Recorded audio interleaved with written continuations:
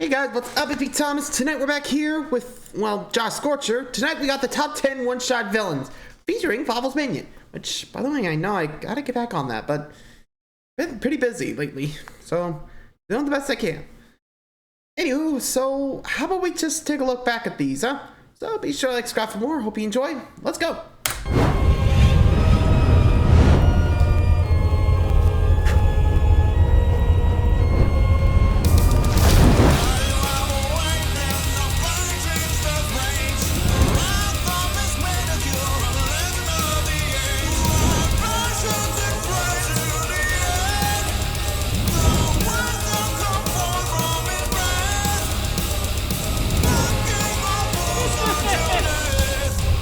And here we go.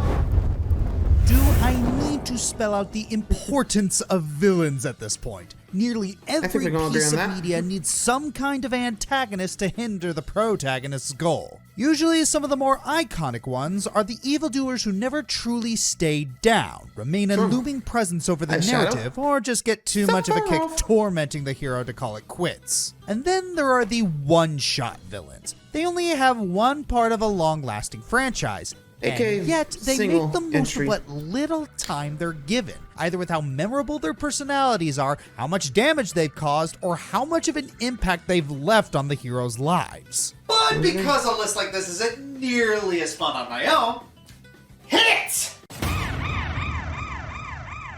Hey, welcome to Josh Scorcher's Countdowns, also a video voyage of all things villain. I'm Fafel's minion, your alliterating overlord, and I'm super glad that Josh invited me to do this countdown with him. I mean, I myself am no stranger when it comes to villains, and literally everyone else was busy. I'll still take it. So, one-shot villains. What are the requirements? That's fair. Well, for one thing, they have to be part of a franchise. Admittedly, it's difficult to find good one-shot villains because if they're memorable or well-received, it's very likely they'll make more appearances. Second, they only appear in one game in the story as a villain. If they appear in a later game as a playable character or a hero, they still qualify for this list. Usually there's a reason they don't appear as a villain again, either they were defeated by death, containment, or redemption. We're also taking into account how well they resonate with fans, and gonna give more points to older villains since they were so memorable and stood the test of time. Also, alternate continuities count as separate games in a franchise, so Sun and Moon and Ultra Sun, Ultra Moon. For that mind, let's start one-shot villains unmasked. We're not calling it that. The hell we aren't.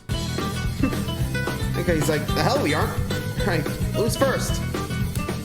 Fire Emblem has a lot of great villains in its lineup. Given it's an anthology series where every story is different, a lot of the villains in the series would have made for a good candidate on this list. That said, Awakening is pretty weak when it comes to antagonists. Seems like most of them are either gross stuck-up a-holes or were not fully realized in the main story. That's saying something when the mooks are far more interesting than the big bads you're supposed to fear. For all the Machiavelli flatter than Cordelia's self-esteem, we got a few relatively minor but still amusing antagonists to salvage from the thicket. One of which is Plegia's honorable General Mustafa. Mustafa can best be described as a father to his men figure. Wait a minute, his name was close to Mufasa. Was that on purpose? Anyways, he's an upstanding general who initially fought by Gangrel's army to protect his wife and son from being killed.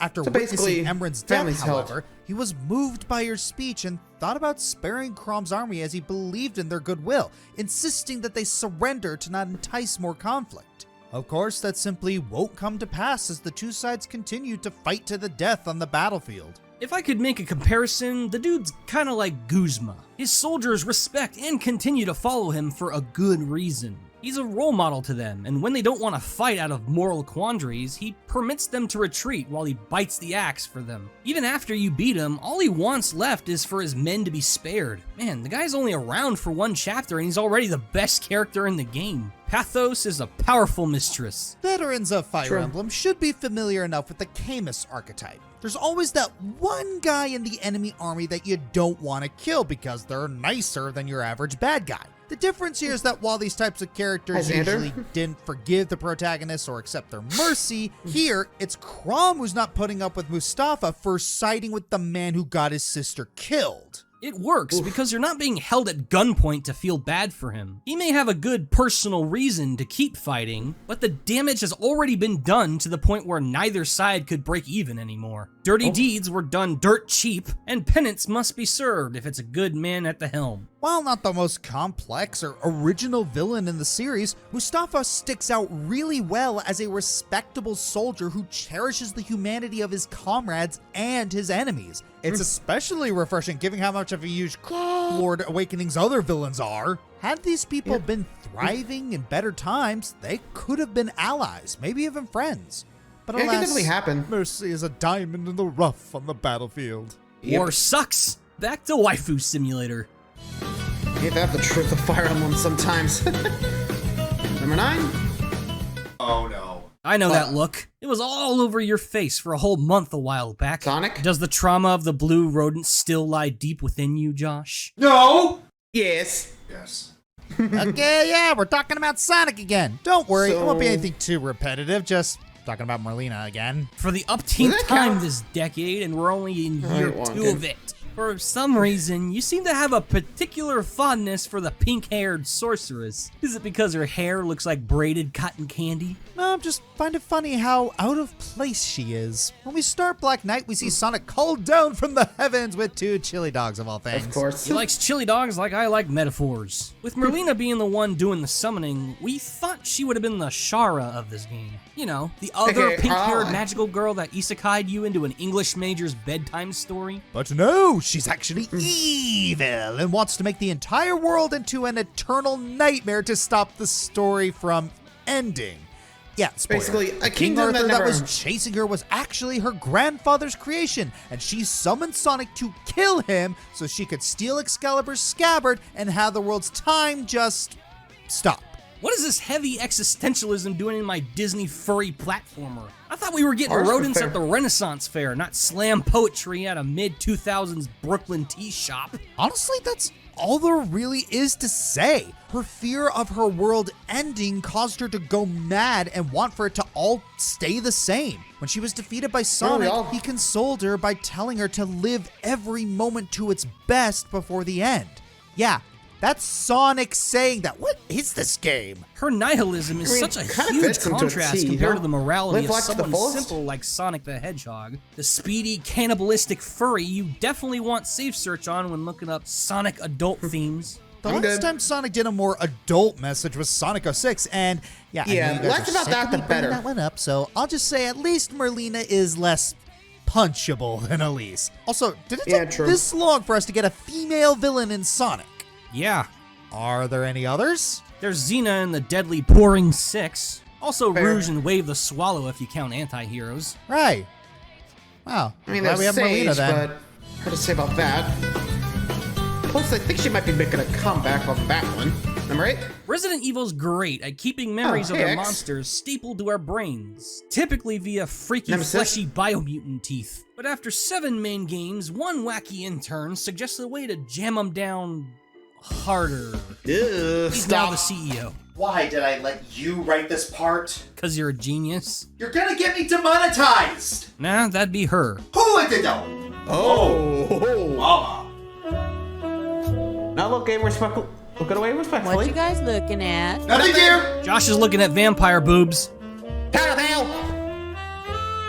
Bro.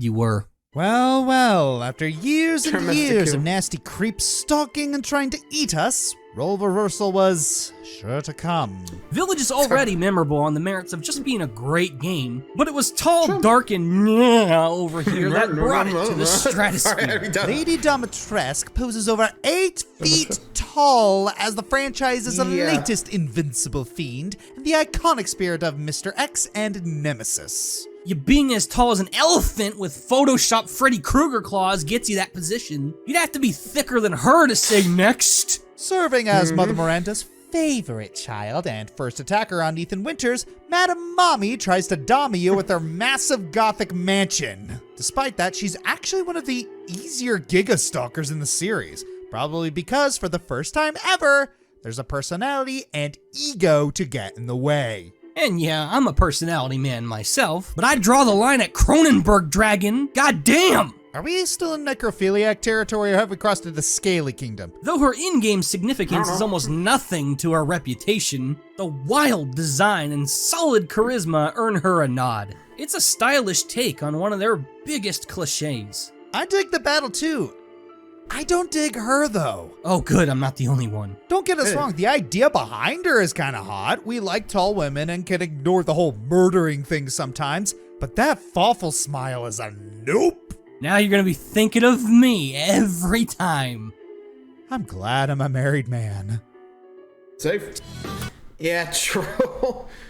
Like, I think if I remember correctly, when it came to the trailers of Resident Evil Village, she was the main star. Like, out of everyone, we didn't know about Miranda or any of the other villains. Just her. Which is kind of ironic, isn't it? Kind of like Far Cry 3, like, she was all over the advertising, but the first to go. Weird, isn't it? You know? I mean, think about it. Like, you see her a lot in the advertising, you think, oh, she's gonna be the main villain. But no, she was just the first general. The hell? Didn't expect that. I mean, then again, we got the hobo Magneto and a living frickin' doll, so not surprised there. And, of course, Mother Miranda, so screw her. Anyway, next. Number 7. Right. If you ever need a break from the humdrum of everyday life, come and drop to the Rook Islands, a tropical paradise where you can do anything, including getting kidnapped and tortured by pirates and their unhinged leader. Hey, at least you have a vacation story to tell, if you ever make it home alive. Which leads us to our next villain, Vaas Montenegro. Hold it. We can't use that part of his name. Why not? Algorithm. Technically, Hoyt, Volker, and Citra are the actual main villains of Far Cry 3. Yeah, but they're both either incredibly sketchy or scummy, and yet they're apparently worse than Vaas. So they're making this argument. Compared to me? Me? Heather's a saint. It's a pretty bold statement to make because Vaas is, well, to put it nicely, a complete psycho. He's sadistic, has violent mood swings, and yet he has a bit of a charisma. Sure, his men are afraid of him, but he doesn't do anything beyond yelling at him. He even sticks in a few jokes. Run, Forrest! Run! And even tries to connect to the player on the same level and even gives you a chance to escape. You know, before he tries to kill you and all your friends. Hey, you can't say he's a considerate sociopath. The funny thing is that Vaas doesn't even have that much screen time in Far Cry 3. We see him for a total of, what, 11 minutes in a 20-hour game? And yet we've heard so many stories about him and seen the destruction he's left in his wake. He builds up a horrifying reputation, and then when you meet him for real, yeah, he's lived up to all that hype. And how does he live up to the hype outside of the game? Well, you know that iconic speech of his? Did I ever tell you the definition of insanity? They pushed it in all the friggin' marketing because it holds weight, and it's actually kind of true. And the kicker, Vaas wasn't always like this. Yeah, he only lost his mind after Hoyt and Citra, his so-called sister, got a hold of him and made him into this cold-blooded killer. His Far Cry 6 DLC story, appropriately titled Vaas Insanity, gives us a little taste of the world through Vaas's eyes and his upbringing into the psycho he is today. And yeah, it kind of paints a clear picture. And yet that's what makes him such a compelling villain. His time is brief, but he makes it all worth it. He commits atrocities, but he's too warped to stop. He's sadistic, yet charismatic. And when he talks, people listen. He's arguably the most well-rounded baddie in the franchise, and it makes having to kill him kinda sad. If he's actually dead. Gotta love them ambiguous cliffhangers. I think he's fully dead, but just lives on in the minds of In a series players. like Metroid, where every game has Josh's outro, the opportunity is wide open for a lot of new come-and-go goons in each and every installment. Is that why it takes forever for new games? Like you have the slow uploads. Don't push it. Already did. No, Metroid defies expectations all the time, but never this one. Always cloning the same couple of bad guys over and over in some form or another. Ridley's dead. No, he's not. Metroids are gone. No, they're not. Dark Samus retired. She probably did. Crap. But come 2021's Dread, back from the dead, in what may be the new best game in the series, Beak. Hello. yeah, no, that ain't Ridley. The 100% completion reward in Samus Returns did a banger job building Dread for what we always wanted but never expected to actually happen, an evil Chozo. These avian aliens were like the Jedi in how universally noble, revered, and proper their image was drawn for the longest time. So when one went bad, it went really freaking bad. The infamous chieftain of the Mocking tribe, Ravenbeak, refused to steer his kind from the founding form of the Chozo, uncompromising warlords, proudly donating his militant DNA for infusion into Samus upon her adoption by the much more peaceful Thoa tribe. Yes, Samus's surrogate father. You are the father. Wait, no, they didn't actually just do Black Doom correctly, did they? Oh, Yeah, yes, they they did. did. At least they didn't kill a little girl. Nah, just her parents.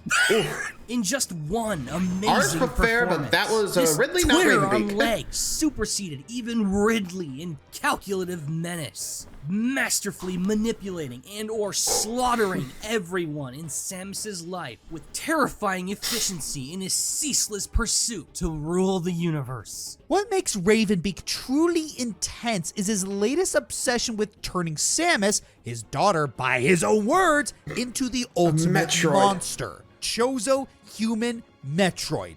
Together in power. He made the Samus's Metroid meme canon. Time to uninstall Twitter. Yep.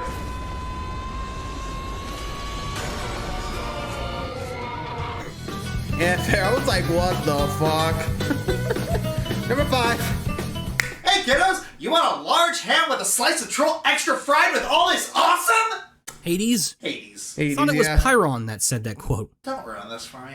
Yeah, shut up. Yeah, you. it shouldn't be surprising that the god of trolls himself would Hey, make this Uprising. list. If there was anything that you took away from Kid Icarus Uprising, it was the true overlord of the underworld, Hades himself. Sakurai's swan song to the flightless angel left many tastes in people's mouths. One of Medusa, one of Aridi, but most of all, the taste of true overarching power that has never been seen before or since in Nintendo's Kitty long cat. history of fabled villains. Aren't you the minion of a Nintendo troll villain? Details. Even though I am subservient to the one true chortle, it's hard to not be Chortle. amazed by the Everyone supreme villain charisma on display. Seriously, even if you don't know anything about him, It's just kind of hard considering how much we and a former autarch shove him down people's throats. just by listening to some of the things he says will make you into one of his servants faster than you will die on 9.0 difficulty. Sorry to keep you waiting, but now that I'm here, let's get this party started.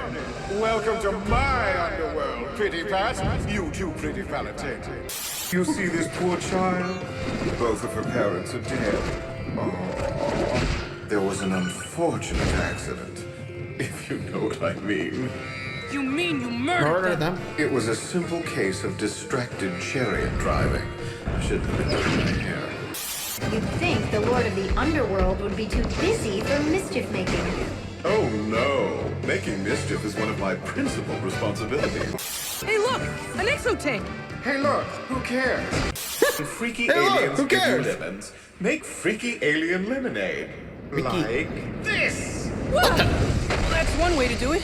That was awesome. Seriously, Yeah, fair. halfway through the Freaking game, you eliminate. even get the feeling of rooting for this guy. That is how good his charisma and charm are. Of course, it doesn't deter from the fact that he is willing to kill A prick. minions to fuel his underworld army, even manipulating Palutena and Faridi to do his dirty work without even trying. He's less like a Greek Satan and more of a Greek Osiris, tasked with the guidance of souls to their overall end. I don't know, did you see the look of those horns? They look pretty Satan-y to me. Still, throughout this game, you know he is the main villain, but he tends to help you as much as he screws you over. You Oh. can never know what he's thinking. Even with his death, he will still get the last word in. Not even one of the greatest final battles in gaming could truly end the red and blue Oni that is his soul. Farewell, sweet god. We hope you don't actually come back, so the legacy of your presence can forever be enshrined in the 3DS's memory. Well, it depends. They actually do make another KOF first game, so who knows? Number 4? Oh yeah, baby! Let's go! I see those footage files. Enlisted help from the top professional in Mario RPG appreciation. Does he count? Spotlight its king. He has 2. He has fury. He has victory. He has been talked about to death by you alone. But he brought us mustard of our doom 3 times. There's gotta be another good pick around here. Eeny, meeny, miny. Shrooms. Oh, Crackletta. I heard a lot of them. Shrooms, Black. Your RPG does have this style, doesn't it? Well, that narrows it down. You'd understandably assume the Mario series hates one-shot villains, with its biggest bad Bowser being the single most overused antagonist ever. Seriously. But when they entered role-playing, yeah, the role was well played with.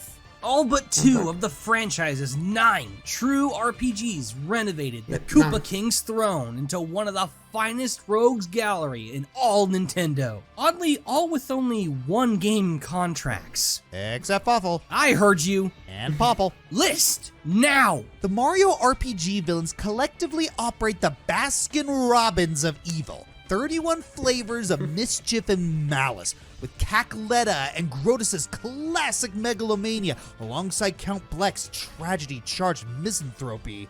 Every depth is fearlessly measured. And through the parted curtains of vengeful thespians, Dementio and Antasma, a 10 out of 10 show of Elysian illusions awaits your applause. And just in case you need more depraved demon monsters in your life, the inhumanely horrific Shadow Queen and Shroobs will be happy to take yours. Hell, even the more on-brand editions of Dupless and Smithy offer up fights with twists and imagery you could never forget. There's something high quality here for everyone. Truly one of the most impressive aspects of already very impressive games. So which one's your favorite out of curiosity? Definitely Antasma. His vivid design and unbelievable battle dominate my dreams. You? Oh, easily the Shroobs, dude. Here they are on the preschool playground screaming, "I will kill my own people to destroy you," at babies. Too scary even for a remake. Shall we grieve in silence? We shall.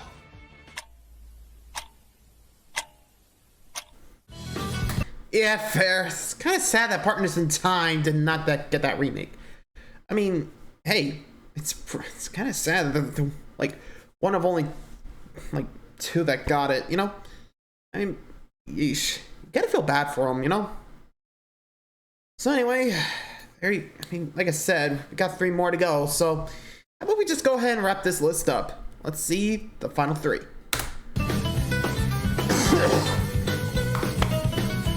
Sorry. One of the easiest ways to blow up a bad guy in the figurative sense is to play God with contrast. So many of the greats became great for their rich polarity against their own developments and the hero. Freedom versus security. The boss. The janitor to the everlasting king. A strong before and after to power a story for years. Case in point, Undertale. No, astute RPG veterans. The glowy-eyed skeleton isn't the monster. The flower is. Nothing makes sense anymore! There's always an awkward gamble in making something normally pleasant and harmless gruesomely destructive. The bandwagon's as cramped as Tokyo, and it's abused more for the gimmick than the potential. Toby hit jackpot with Flowey. Grown in Bill Cipher brand potting soil, this psychotic sunflower is rooted in every overarching theme of this game's powerful story. Just from this whacked weed's introduction, he makes himself memorable. Straight up tohoing you with Pac-Man dots, aka bullets, aka friendliness pellets, aka bullets. Called, Well, Count the bullets. Later on, the master theme of Who's the Real Monster ties your heart in knots when it's revealed he's the soulless reincarnation of Azrael Dreamer, the lost child of the Toriel and Asgore. Toriel and Monster King Asgore. Following the first fallen human's fatal sickness, Azrael was blamed and killed for the death, sparking the war and prejudice between humans and monsters. Though the memories remained, Azrael and his adopted siblings' conjoined souls scattered. Thus, Killer Demon Flower. Referring back to the strength of before and after, to go from Baby Goat to SCP-TV, congrats! You played God and scared him away. We all joke about it, but what are you really like when you have no soul? You're bored, you're hateful, you're power with no purpose. Kill or be killed. The message of absolute power corrupts absolutely definitely needs to be hammered in, but my God! We got kicked out of the Garden of Eden. I think we dodged a friendliness pellet there. If that was part of the thing, I probably would go on L. Number 2? In politics, Pinky, lies are just facts that haven't been repeated enough yet. Yeah, we get it. Not everyone is politically active or interested, which is totally fair, and sometimes you just need a break from it all. But every now and then, politics ends up crossing the streams of video games. This could result in something preachy, one-sided, and obnoxiously on the nose, or there we go. A cornucopia of star-spangled shitposts galore. Yep, we're talking about this gold mine of memes again. Senator Armstrong, the final boss and overarching baddie of Metal Gear Rising Revengeance. He's he's... Don't dance around it, Josh. He's the living embodiment of this song. Yeah! Well, that sums him up aesthetically. He's hammy, masculine, and empowered by nanomachines, son. Worst of all, he's the next presidential candidate. But so far, his campaign has resulted in a lot of suffering, mass destruction, and chaos galore. So yeah, you think he's just another souped-up gym junkie who will mold the country into whatever twisted dystopia he wants it to be. But then... I have a dream!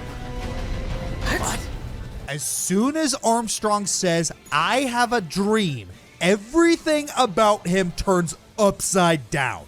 All of our assumptions are gone. He's not in this game for himself, he's in it for the people. His ultimate end goal was to use war as a business to destroy war as a business. Give the citizens their right to think for themselves, and corrupt politicians are ground into pulp.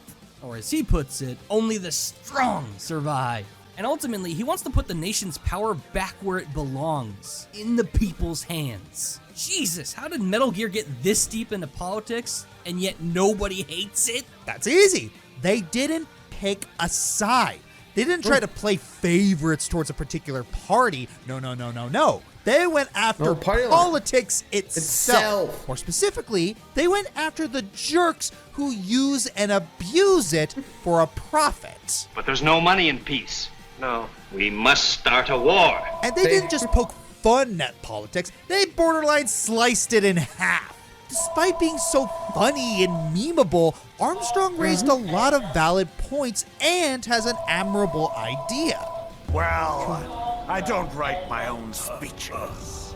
Could have fooled me. The way he speaks about his philosophy is so engaging. You should hate him, but you don't. The amount of conviction he has just makes you want to not contradict him. But he's still an extremist himself and kind of a hypocrite, so yeah, he's still a villain. He's a crazy, murdering psychopath. Like an anti-villain. But he wasn't completely wrong. In a way, he's kind of like Thanos from Marvel. They both noticed a legit problem and they tried to get people to pay attention to it, but we disagree with their solutions. And that's why Senator Armstrong's earned the runner-up spot. Sure, his approach is wrong, but his goal was in the right. And that's why, even when Raiden takes him down, he still keeps Armstrong's goal alive. His fight music is also kick-ass. It's energetic, intense, and really highlights how Raiden and Armstrong are more alike than you think. But as for which of them the song is about, well, half the fun is guessing. Very much. I think it could be both, to be honest.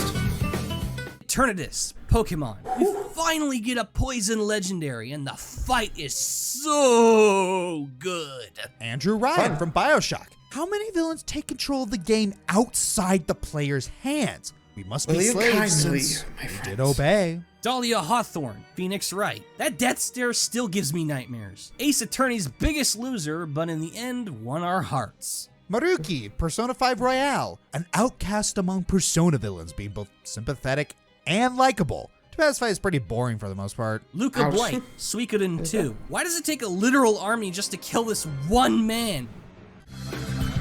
Probably the training or something. Number 1? Memory is time given life. A fathomable form in which your very own takes shape. Bad, good, all is you. But should your memories, life, and time left alive come under the rule of one without any rules, could you even fathom the last shape you'll ever remember seeing? Jeez, man! What demon possessed you? No! Crap. This video's final fate was sealed before it even began. It had to be terrible. The despotic god of one-and-done infamy is Majora. Zelda's scariest monster is a collective nightmare we all remember having. A terror in the night we couldn't perceive, couldn't believe, and couldn't escape. Vanished in a matter of hours. But the hours it stole haunt you to this day. The very design of this living, breathing mask mandate cheats. Flashbanging players with blood-curdling chaos in such an erratic, unapologetic rhythm. They second-guess their second guesses, not knowing a lot about something that feels wrong is true horror. Majora is true horror. The one game it starred in could have been as long as the heat death of the universe, and it wouldn't even matter. What it means, what it wants, what it even is impossible. Destruction. Never mind that existential rhetoric aside, this thing makes Ganon look like a comic relief sidekick. With an exceedingly disturbing image of a heart snared by spikes and entrails, human dance skills, and a mass mutation of already out-of-place limbs. And it's scary how little it cares. Majora's plan is so viscerally simple. Move, pretty much just smash, drop the move. Bam, nothing more. And that's the amazing part. We'll never know if Majora was intended to be this mecca of speculative evil, or it was just a rushed, underdeveloped idea that magically conjured a cult of worshippers. But nobody will deny its first and only impression is eternal. I'm Josh Scorcher. And Faffel's minion.